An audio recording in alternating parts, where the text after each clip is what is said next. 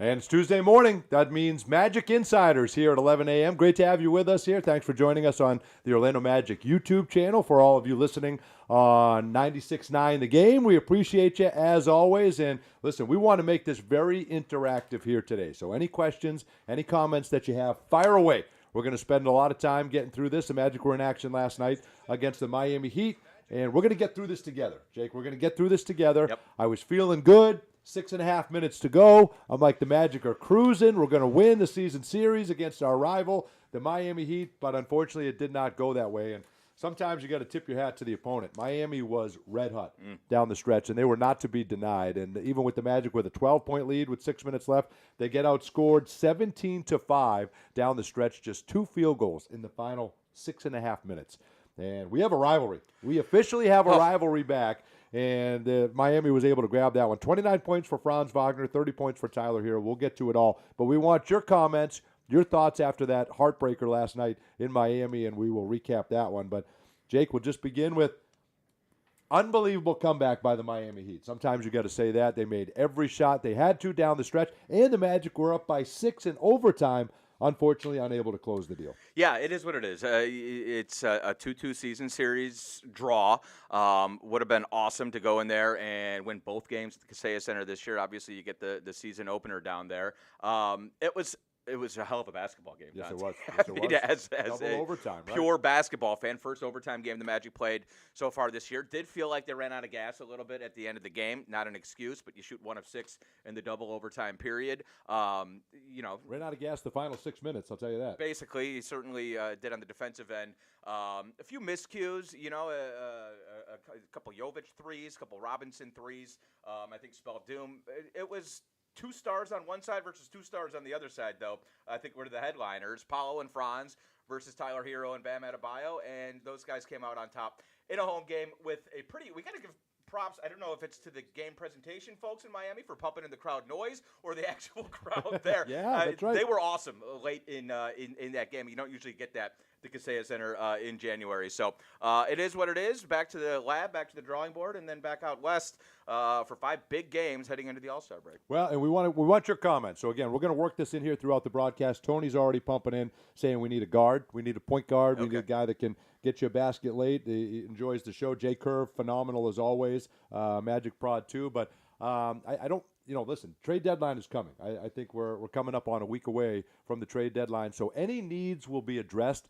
I don't think you need that. I think you need a Jalen Suggs back. I think we're finding out how much Jalen Suggs means to this team.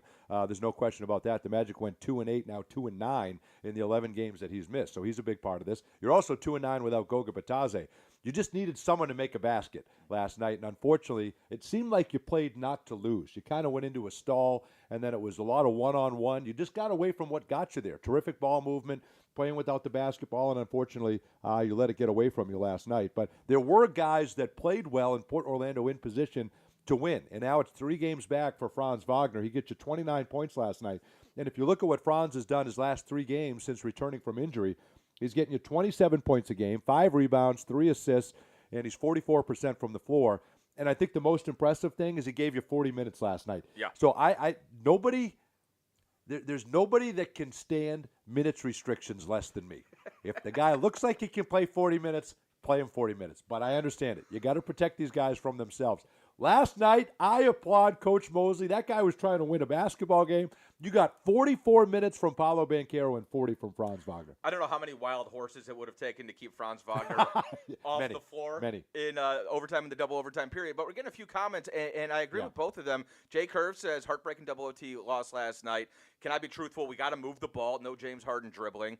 Jalen Lawson says they doubled Paolo every possession. If we had more off-ball movement to the basket, I think it would have changed the dynamic. You saw that for the first 3.5 quarters. And then as we talk about how you sort of let go of the rope at the end of the game and in the overtime period, the ball movement got a little bit stagnant. And for this team, regardless of who we have on the floor, you make 14 threes.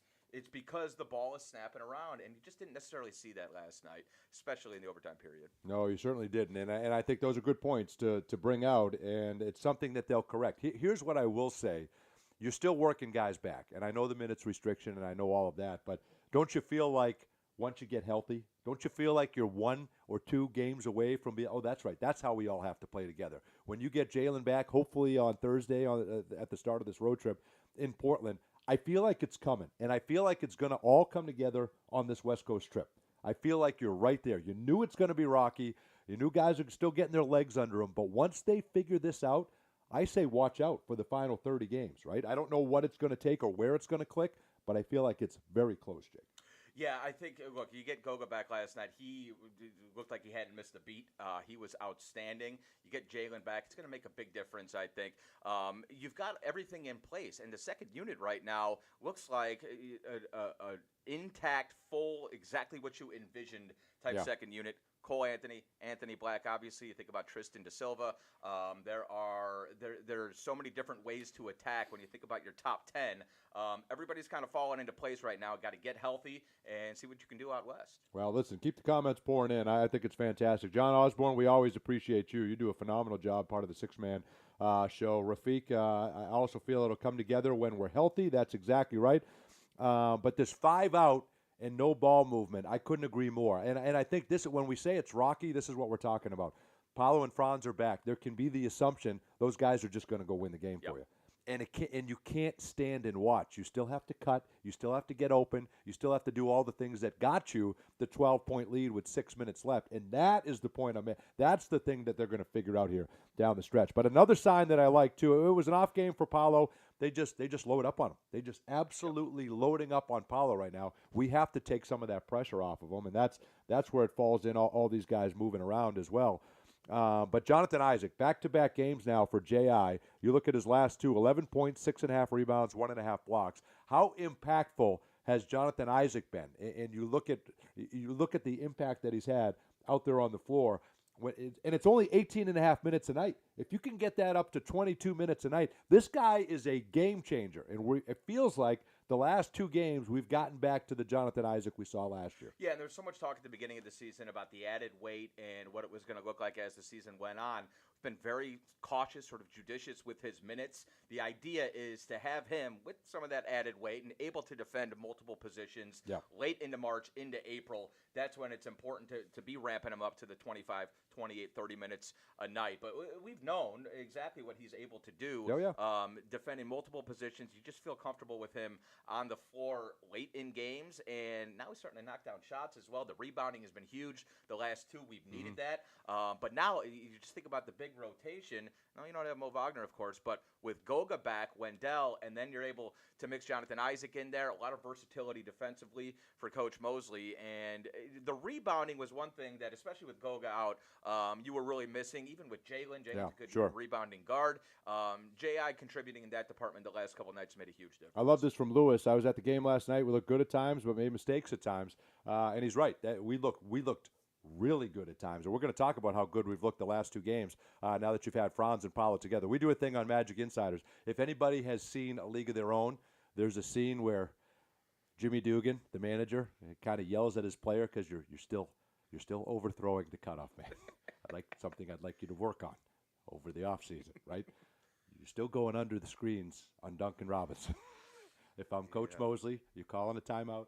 The whole building knows the ball is going to Duncan Robinson, and you don't guard Duncan Robinson twice. That, to me, was a killer. Those are those communication things that you have to iron out here down the stretch, and that's what's coming here these final 34 games. So when they get it right, watch out. Nick Anderson said this on the last broadcast.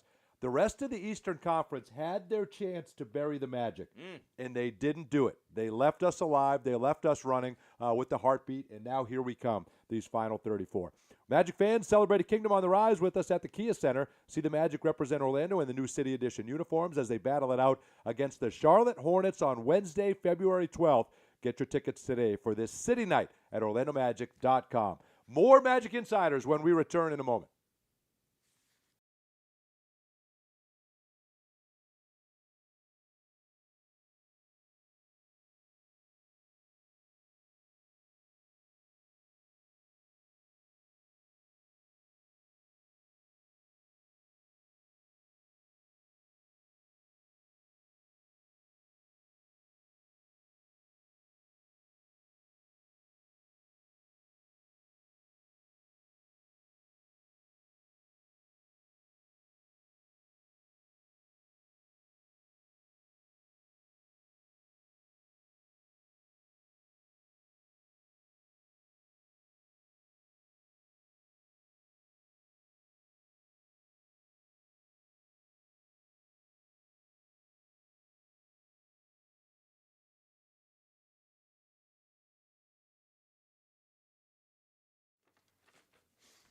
Welcome back, everyone, to Magic Insiders. We are presented by International Diamond Center. Dante Marcatelli and Jake Chapman, and special thanks to Jason Dewberry, our producer. We think we figured out the microphone issues. So we did have some comments on the mic not working, just so you can see it, probably a little too much inside baseball. But the hand signals we were getting to signify to talk into the mic, it was a little bit like if I was elephant, yes, something like that. First word sounds like, and so that's on me. I didn't put that together, but now we know. If I was at the plate, I would have bunted. Just so you know. Yeah. Just so that was the signals that I was getting. Into the microphone. Let's get to our call of the game. It's brought to you by Glip from Ring Central. We think the way you work with secure meetings and messaging on any device with Glip by Ring Central. Visit glip.com to learn more. And we want your comments, and I love these comments. And there's one I want to single out individually. From Jalen Lawson. So we'll get back to that in just a second. But my call of the game, I think, and I want to get your thoughts on this, Jake and I both do, I feel like Goga Bitadze is the unsung hero on this team this year. I think we know the value that he brings. We know how special he is, and we know what he means to this team. But I still feel like he's a guy that means so much to this basketball team right now. You look at Goga Bitadze. He comes back last night, gets you 10 points, 9 rebounds. On the season, a breakout year, 9.5 points, 8 rebounds.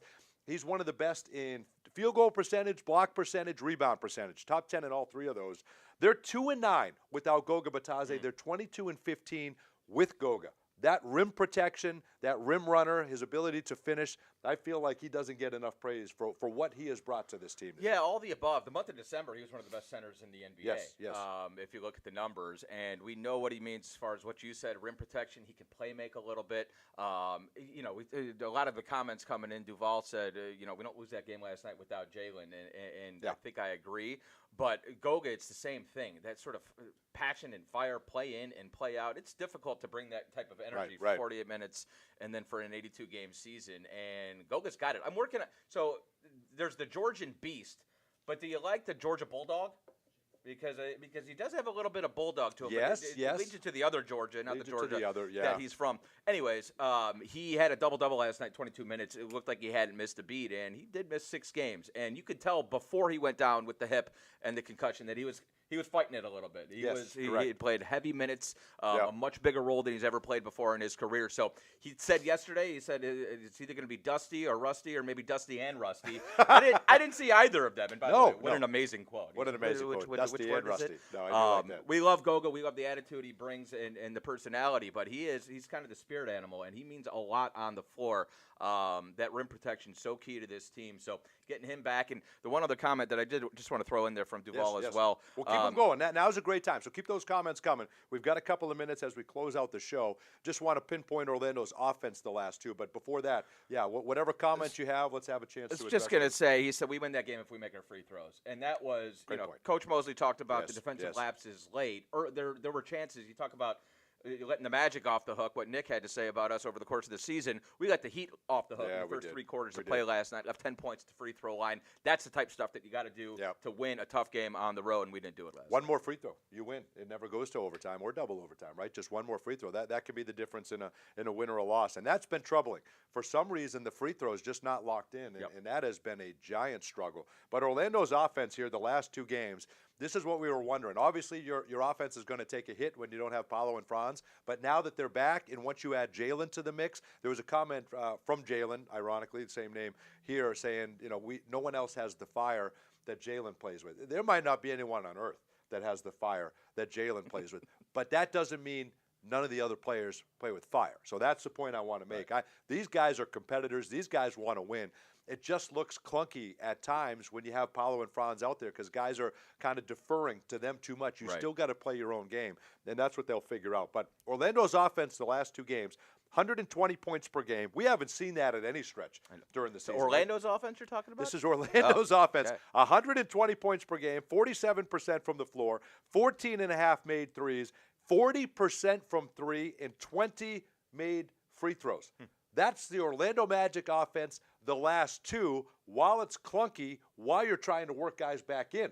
That, to me, is encouraging. The 14 and 15 made threes. I mean, you had me at 14 and a half made threes. It just makes such a huge difference when you're scoring from all 3 levels. And we've got guys who are good at getting to the rim and finishing. We've got guys in Paolo and Franz who are good at the mid-range. And now we just need that 3rd level. And when you don't have your two studs or two engines Yes. that drive the offense, it can be difficult. So obviously working those guys back, I mean, we saw it all kind of come together over the weekend in that Pistons game. Last night it was pretty good. I mean, you're talking about a few defensive lapses, but playing a tough Miami team, and you went toe-to-toe with them on the offensive side of the ball. And that is where the future looks so bright, right? You're getting bodies back. We know how important Jalen is on the offensive side of the ball.